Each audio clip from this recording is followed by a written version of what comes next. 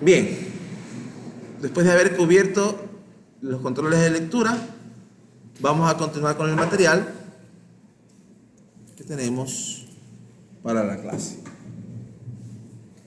Vamos a hablar el día de hoy de diferencia estadística. Ustedes ya vinieron leyendo sobre esto, porque lo tuvieron que leer para el control de lectura. Aunque este es dentro del curso es el 2.2, en el libro es la sección 1.3. Y vamos a hablar de dos cosas: estimación de máxima verosimilitud y las pruebas de pruebas de Wald, de razón de verosimilitud y de score. Veremos que las tres son tres aspectos de la función de verosimilitud. Más concretamente del logaritmo de verosimilitud, y vamos a ver cómo funciona, ¿no?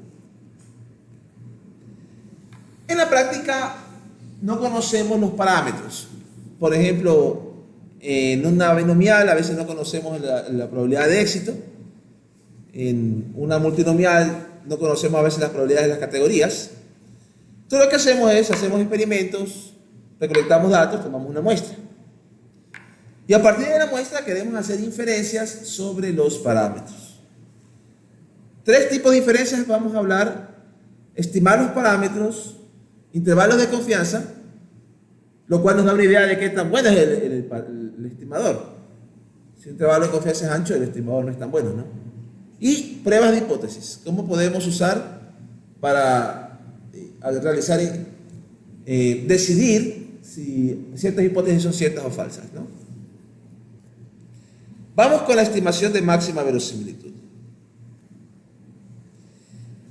Como ustedes bien en la lección pusieron, el estimador de máxima verosimilitud bajo ciertas condiciones de regularidad son consistentes. ¿Qué quiere decir esto? Convergen en probabilidad al parámetro. En otras palabras, cuando n crece y tiende a infinito, la probabilidad de que el parámetro y el estimador estén bien cerca tiende a 1. Hay estimadores en que eso no es cierto. Por ejemplo, cuando uno quiere estimar el tamaño de un modelo usando el criterio de información de Akaike, esa probabilidad no es 1. ¿Cómo estás? Voy a poner presente al que acaba de llegar, lo cual quedará grabado. Nadia Flores. Muy bien. Continuamos. ¿Ven? No le puse atrasado. Bueno. Entonces, eso quiere decir consistentes. Otra propiedad deseable es que convergen a normal. Lo cual también es interesante porque no importa de qué distribución venga, bajo ciertas condiciones, siempre hay un comportamiento normal del estimador de máxima verosimilitud. Y eso se puede demostrar también. Sobre todo cuando es más fácil de demostrar cuando tenemos muestras de independientes. Porque resulta que la verosimilitud es un producto de probabilidades, el logaritmo es una suma, y las sumas tienden a normal, bajo ciertas condiciones de regularidades. Y se hace una aproximación de series de Taylor del logaritmo de verosimilitud, y ahí sale la demostración. Las condiciones de regularidades son pocas, ¿no? Básicamente, las más importantes: el número de parámetros es constante cuando n tiende a infinito.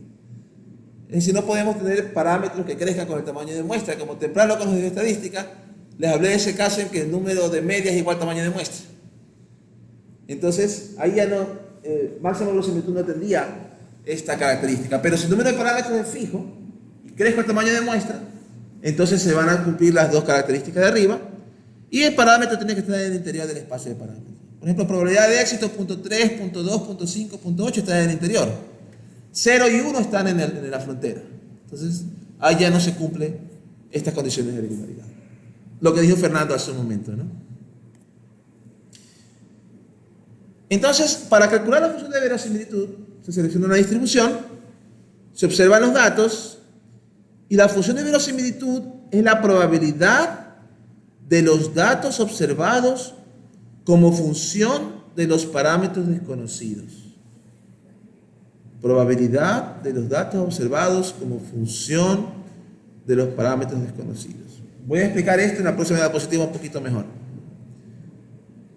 El estimador de máxima verosimilitud es el valor del parámetro que maximiza la función de verosimilitud.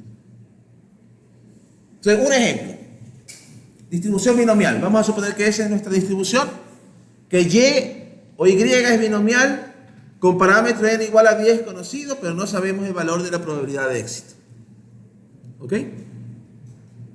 Ahora realizamos el experimento. Tomamos la muestra y nos sale el valor Y igual a 7. Note que he puesto Y minúscula, porque esto ya es un número, no es la variable aleatoria. La variable aleatoria no es un número.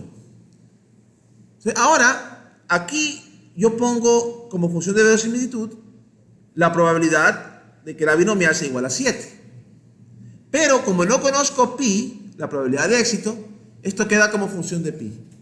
Eso es lo que conocemos como función de verosimilitud. Vamos a ver, ¿quién más llegó recién? Asistencia, esto va a quedar grabado también. De la Torre. Ya está. Muy bien. Bien. Entonces, combinatoria de 7 en 10, 120. Parámetro de probabilidad de éxito a la 7. Probabilidad de fracaso al cubo. Si bien es cierto, esto es una función de probabilidad en Y o en Y. Sin embargo, visto como pi, como función de pi, le llamamos función de verosimilitud. ¿Cuánto vale pi? No sabemos. Pero aquí está la probabilidad de Y igual a 7 cuando P es igual a 0.1. Cuando pi es igual a 0.1, 0.1 a la 7, 0.9 a la 3. Entonces, cuando pi es 0.1, la probabilidad de éxito es 0.000009. Entonces, quizás, si yo observo Y igual a 7, es poco probable que haya venido de una binomial con probabilidad de éxito 0.1. Si probamos con 0.15, da un poquito más.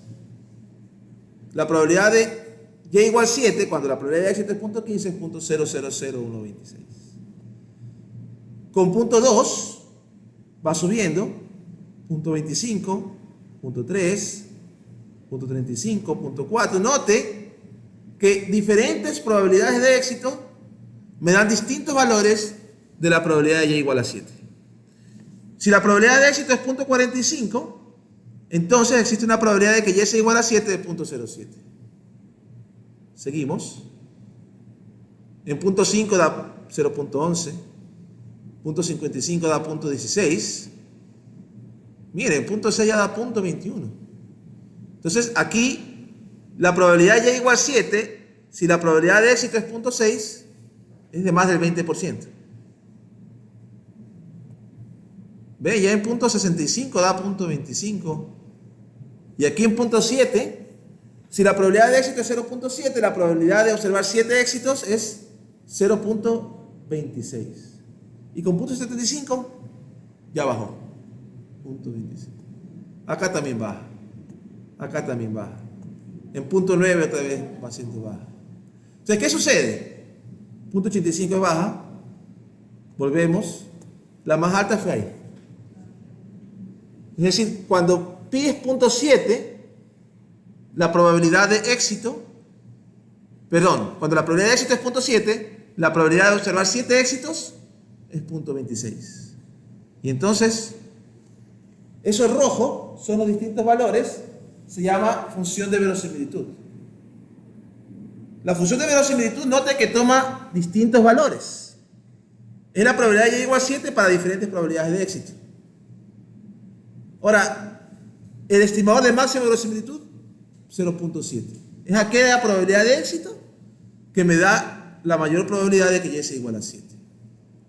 Pregunta, ¿quiere decir esto que la verdadera probabilidad de éxito es 0.7? No. Porque la probabilidad de éxito pudo haber sido 0.6 y aún así producir Y igual a 7. La probabilidad de éxito pudo haber sido 0.8 y aún así producir Y igual a 7. Pero con 0.7 eso maximiza la probabilidad de Y igual a 7. Es un estimador. No es que ese es el verdadero valor. Y no puedo enfatizar esto lo suficiente porque después de haber dicho esto varias veces en cursos, no necesariamente datos categóricos, estos datos los ponen como que si el estimador es el valor real. Y ese es un estimador, ¿no? Es como que yo tuviera, vamos a hacer aquí una pequeña, un pequeño, ¿dónde está la pizarra? Pizarra. Solo para comprender mejor este concepto de la verosimilitud, ¿no? A ver.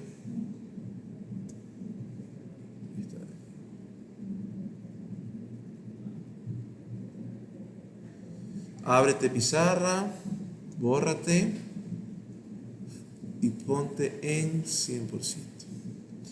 Si yo tuviera aquí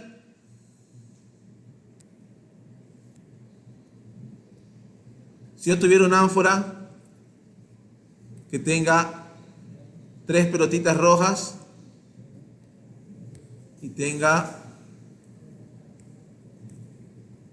una pelotita verde, y acá tengo una con 3 pelotitas verdes y una roja, vamos a llamarle ánfora A y ánfora B. Experimento, lanzo una moneda, si me sale cara, cojo de la ánfora A, si me sale sello, cojo de la ánfora B y cojo una pelotita. Ahora hice el experimento y me salió una pelotita roja. ¿De cuál de las dos ánforas vino? ¿Podemos decir con certeza de cuál de las dos ánforas vino? No. Pudo haber venido de la B, pero también pudo haber venido de la A. ¿Cuál de las dos es más probable de obtener una bola roja? La A. Entonces, si me ponen una pistola en la cabeza y dice, o adivinas de qué ánfora vino la correcta o te mato, ¿con cuál tengo más probabilidad de sobrevivir? Mejor dicho. Entonces, esa es la idea, ¿no? La idea es, no podemos decir que es realmente el estimador, o en este caso que vino de la ánfora A, pero la idea es que el ánfora A es una estimación razonable. Es razonable decir que vino de ahí. Y volvamos un ratito acá.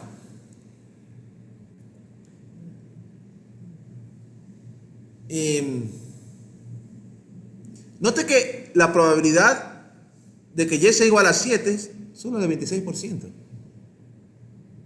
Es decir, con la probabilidad de éxito 0.7 hay un 74% de probabilidad de que no sea 7. La probabilidad de que no sea 7 es mucho más alta de que sea 7. Sin embargo, este es el que produce la probabilidad más alta de Y igual a 7. Entonces, es una estimación razonable. Y como vimos o mencioné hace un rato, tiene ciertas características deseables. Aquí tenemos la función de verosimilitud para otros casos. Por ejemplo, con Y igual 6, queda combinatoria de 6 en 10, pi a la 6, 1 menos pi a la 4 y queda esta. En este caso, el máximo está aquí en punto 6. Y en este caso el máximo tiene la característica de que la derivada es 0. Igual que acá, aquí el máximo tiene la característica que aquí la derivada es 0, en el sentido de que la función ahí es una plana. Sin embargo, para Y igual 0, combinatoria de 0 en 10 es 1, pi a la 0 es 1, queda 1 menos pi a la 10. Queda la función de verosimilitud. Y no es que no hay máximo, si hay un máximo. Cuando Y es igual a 0, el máximo se obtiene en pi igual a 0. Sin embargo, aquí la derivada no es 0. Porque ahí la función es plana. Ahí la función está cayendo. A veces uno, como robot, dice, maximiza, deriva igual a 0. Pero realmente uno tiene que analizar, ok, ¿dónde están los límites? En este caso, si le pongo derivada igual a 0, me estaría yendo al límite de acá. Y obtendré una respuesta que no es la correcta. En este caso, la estimación de más cero de similitud aquí, la derivada es negativa, porque ahí la función es decreciente. Pero los máximos ocurren o en los límites o cuando la derivada es 0. Entonces siempre es bueno examinar el caso de los límites. Este que está aquí es la función logaritmo de verosimilitud. Son las dos que están acá, pero le he obtenido el logaritmo. ¿Cuál es la ventaja del logaritmo? Bueno, aquí está cuando Y igual a 6. Tiene el mismo máximo que la de acá. La de aquí el máximo ocurre en y igual 0.6. La de aquí también azul ocurre cuando pi igual 0.6. Para pi igual 0.6. Ahí ocurre el máximo. Entonces, ¿por qué? Porque el logaritmo es una función monótona creciente. Cuando uno aplica una función monótona, la nueva función tiene los mismos máximos que la original y los mismos mínimos. Pero esta función es más fácil de trabajar, porque todos los productos se vuelven suma. Entonces, acá yo tenía que, si quiero maximizar, derivar con respecto a pi, tengo la derivada de un producto. Entonces, la derivada de un producto se vuelve engorrosa. Acá tengo la derivada de una suma. Y como veremos, en máxima verosimilitud siempre eso es mejor. Y igual 0, aquí está el logaritmo, también sigue siendo decreciente, igual que la otra, pero el máximo está aquí. Hablemos entonces un poco sobre la estimación de máxima verosimilitud. Vamos a hablar de un parámetro genérico beta. Beta puede ser el pi de una binomial o el pi de el lambda de una Poisson o algo así. El estimador, beta sombrero, ¿verdad, Pedrito? Ya se te quedó eso, beta sombrero es el estimador de máxima verosimilitud de MB. L minúscula de beta le llamo a la función de verosimilitud en este curso. L minúscula de beta. El valor que maximiza L de beta es beta sombrero, que no necesariamente ocurre cuando la derivada es 0. Como vimos en este ejemplo de acá, aquí ocurre cuando la derivada no es 0, ocurre el máximo. Beta sombrero también maximiza la función L mayúscula de beta en este curso. Hay otros cursos donde es al revés, el L mayúscula es para la verosimilitud y el L minúscula para el logaritmo. Yo lo voy a hacer aquí el mayúscula para el logaritmo de la verosimilitud, y el mismo maximizador de este también maximiza el de acá. Suele ser más fácil maximizar el logaritmo, por lo que decía hace un rato, suele dar sumas en vez de productos. En muchos modelos, no siempre, la función L de beta suele ser una función cóncava cerca del máximo. ¿Sabe qué quiere decir cóncava? Exactamente, y nadie dijo con la mano. Para efectos del video que no ven la mano de nadie, vamos a poner, esto es cóncava y esto es convexa. Cóncava, segunda derivada negativa, convexa, segunda derivada positiva. Bueno, se puede hablar de cóncava y convexa aunque no exista segunda derivada. En el caso que la función de verosimilitud sea cóncava cerca del máximo, entonces el estimador de máxima verosimilitud es la solución de la ecuación derivada de L de beta con respecto a beta. Una condición suficiente es que sea cóncava. No es necesaria, pero es suficiente. Múltiples parámetros. No sé si alcanzan a ver la diferencia. Este no está en negritas y este está en negritas. ¿Ya? En negrita de las griegas sale un poquito no tan negrita, pero aquí no está, aquí sí está. Entonces, este beta es un parámetro multidimensional, es un vector. Y vamos a llamar al vector M beta sombrero el vector de las estimaciones. Muy bien. La solución del sistema de ecuaciones, como este beta tiene varios elementos, estamos hablando de la derivada de L, logaritmo de verosimilitud, con respecto a cada uno de ellos igual a 0 para obtener un estimador. La matriz de varianzas y covarianzas de beta sombrero, le voy a llamar var de beta sombrero, se puede probar que bajo ciertas condiciones de regularidad es la inversa de la matriz de información. ¿Qué es la matriz de información? La matriz de información es aquella cuyo elemento JK es el menos el valor esperado de la segunda derivada del logaritmo de verosimilitud con respecto a beta J y beta K. Vamos a usar y a ver ejemplos de eso cuando se necesite. Errores estándares, raíces cuadradas de elementos diagonales de la varianza de beta sombrero. Cuando el software a usted le da una aproximación de un error estándar, lo que hace es calcula este de aquí. Como no conoce, esto está en función de beta y como no lo conoce, lo reemplaza con estimadores y le da eso como estimación. Los elementos de la diagonal de esta como en raíz cuadrada, ¿no? Ahora, ¿por qué es interesante que sea la inversa de esta matriz? Bueno, la primera derivada indica si una función es creciente o decreciente. La segunda derivada indica curvatura. ¿verdad? Quedamos que en una convexa se ve así, la segunda derivada es positiva, en una cóncava se ve así, ¿verdad? Pero esta también es convexa, pero tiene menos curvatura, tiene una segunda derivada más pequeña. La de acá es convexa también, pero tiene más curvatura, tiene una segunda derivada más grande. Normalmente la segunda derivada indica curvatura. Entonces, la matriz de información hasta cierto punto es una medida de curvatura. ¿Qué tan curva es la función de verosimilitud? Y la varianza es la inversa de esta matriz de curvaturas. Entonces, a mayor curvatura, hay menor varianza. ¿Por qué? Porque mire, volvamos aquí, hace un ratito que vimos este. Note que aquí la curvatura del azul no es mucha. ¿Sí se da cuenta? Aunque el máximo está aquí, si me muevo un poquito a la izquierda o a la derecha, no afecta mucho el logaritmo de verosimilitud. Hay varias opciones que me dan un logaritmo de verosimilitud muy similar.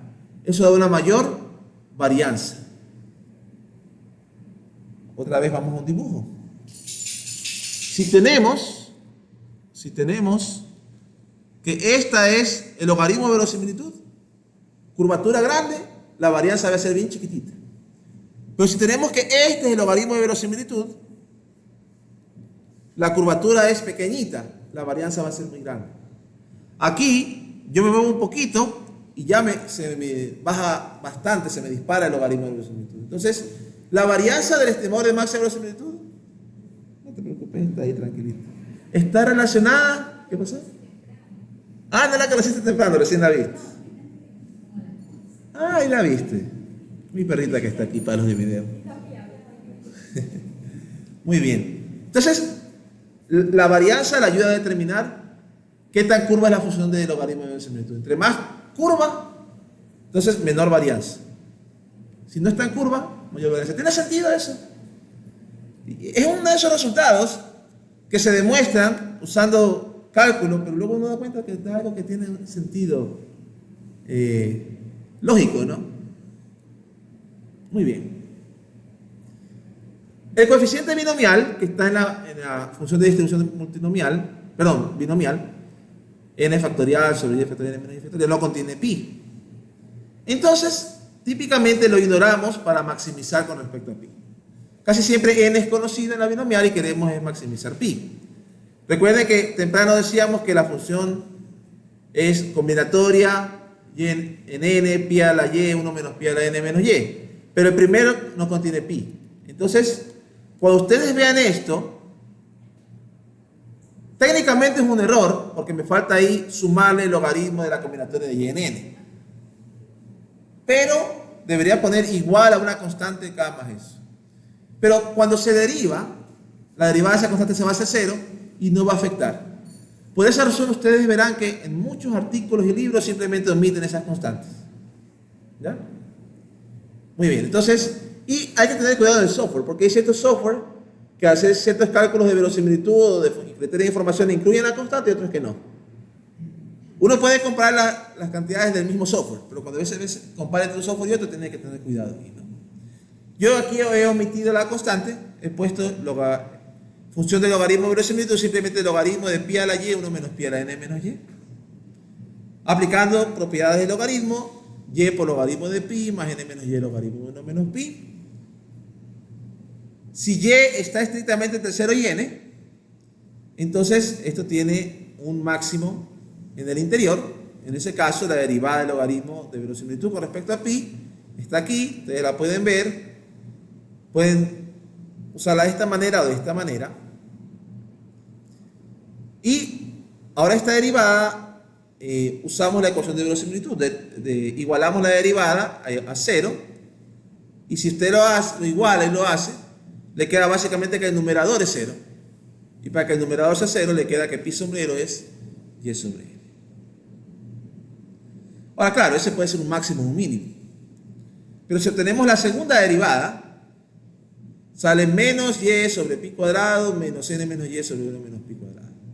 Claro, pi cuadrado es positivo, n menos pi cuadrado es positivo, y puede ser 0, pero es mayor o igual que 0. n menos y, si y es 0, n menos y es n, pues, ¿no? Entonces, esto de aquí siempre es negativo, por ende es un máximo. ¿Cuál es la información? La función de información es menos el valor esperado de la segunda derivada de la logaritmo de similitud con respecto a pi. Pero ojo, aquí para hablar de valor esperado, reemplazo y minúscula por y mayúscula, para indicar que la variable aleatoria. Entonces el valor esperado de y se reemplaza por pi, no hace el valor esperado y le queda esto, n sobre pi por 1 menos pi. Esto me indica la curvatura de la función de verosimilitud, que en el óptimo. Esto me indica la curvatura en el óptimo. Y un poquito viendo aquí, ¿no? ¿Qué cosas afectan la curvatura? Quedamos que mayor curvatura, mejor es el estimador. ¿Qué haría que esta curvatura sea más grande? Mayor tamaño de muestra. Está en el numerador. ¿Qué haría que la curvatura sea más grande en el denominador? Tendría que el denominador ser pequeñito. Entonces, esa curvatura va a quedar un poquito mejor en los extremos. Cuando pi es pequeño, cuando 1 menos pi es pequeño.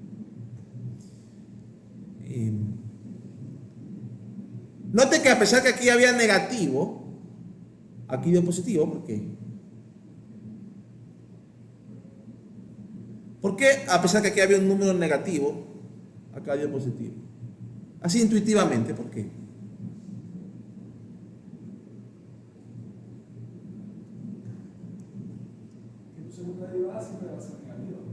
Por ahí va. Recuerde que esta de aquí es cóncava en el óptimo. Entonces la segunda derivada es negativa, lo que acaba de decir Pedrito. Pedrito es profesor de cálculo. Entonces, segunda derivada es negativa. Al poner el menos aquí se hace positiva. Entonces esto de aquí, cuando existe el óptimo, cuando es cóncava cerca del óptimo, o cerca de, no del óptimo, en este caso cuando la derivada es 0, da positivo, ¿no? Y el recíproco de este, o el inverso en este caso, 1 sobre esto queda la varianza asintótica del estimador. Varianza de pi sombrero es pi por 1 menos pi sobre n. Una aclaración aquí. Si nota esta palabra asintótica. Asintótica quiere decir que esto de invertir la función, la matriz de información, solo funciona cuando n tiende a infinito. No funciona en general. En este caso particular de la binomial, si uno calcula la varianza de pi sombrero, da lo mismo. Entonces, en este caso de la binomial particular, la varianza asintótica y la varianza verdadera son iguales. Pero hay otras distribuciones en que la varianza asintótica es una y la varianza verdadera es otra. Y la verdadera se parece a la asintótica cuando n es grande, pero cuando n es pequeño pueden ser completamente diferentes. En el caso de la binomial son la misma, ¿no? La varianza asintótica y la varianza real. Esta varianza obtenida usando propiedades de varianza. El estimador de máxima verosimilitud, pi sombrero, y sobre n. Si y es binomial n pi, pi sombrero es una variable aleatoria. Aquí un detalle, ¿no? Puse a propósito y mayúscula para indicar que pi sombrero varía de muestra a muestra. Si yo tomo una muestra, lo que no varía es pi normalmente. La probabilidad de éxito, por ejemplo, en una moneda, la probabilidad de obtener cara es 0.5. Pero si yo lanzo la moneda 3 veces, me va a salir 50% de las veces 0.5. Sería imposible porque la he lanzado 3 veces. Puede salir ninguna cara, una cara, 2 caras o 3 caras. Entonces, cada vez que lanzo 3 monedas, me va a salir diferente. O me puede salir diferente. Entonces, el pi sombrero es una variable aleatoria. Y como variable aleatoria tiene media y tiene desviación estándar. Note que la desviación estándar de pi sombrero es la raíz cuadrada de pi por 1 menos pi sobre n. Sección 2. Pruebas de Wolf, razón de verosimilitud y score. Por si acaso, de la binomial vamos a hablar más en detalle más adelante. Ahorita la idea fue mostrar la binomial como un ejemplo de lo que dijimos de verosimilitud. Pruebas de Wolf, razón de verosimilitud y score. Tres métodos utilizados para realizar inferencias basados en la función de verosimilitud, los que acabo de mencionar: WORD, razón de verosimilitud y score. Y el supuesto de los tres métodos es que n tiende a infinito. Si los tres métodos son asintóticos, los tres métodos son apropiados cuando n es grande. La hipótesis nula que vamos a probar es beta igual beta 0.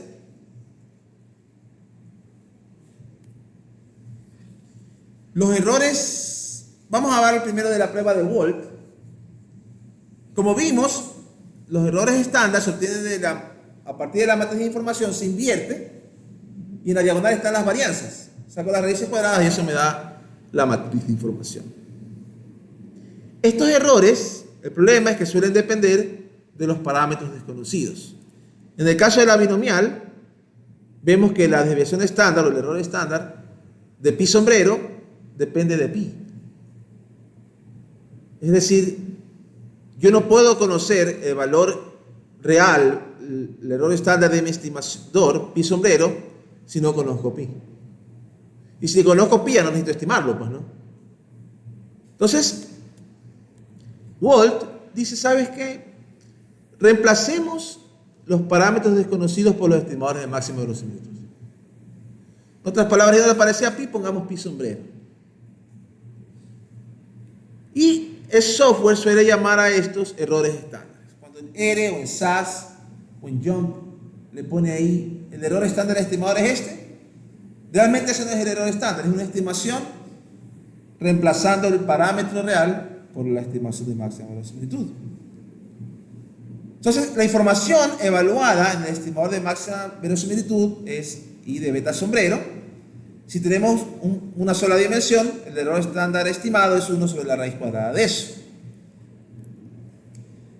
Y el estadístico de prueba en Wold es simplemente coge beta sombrero menos el valor nulo y le divide para el error estándar, que es 1 sobre la información.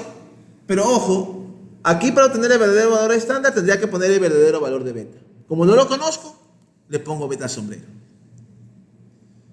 Este estadístico, bajo condiciones de regularidad, converge a normal estándar cuando n tiende a infinito. Y claro, la ventaja del estadístico de Wold permite hacer pruebas de dos colas. Por ejemplo, la hipótesis alterna puede ser beta distinto de beta 0, beta mayor que beta 0, beta menor que beta 0. Y las regiones de rechazo serían z, valor absoluto de z mayor que z alfa medio, z mayor a z alfa o z menor a menos z alfa.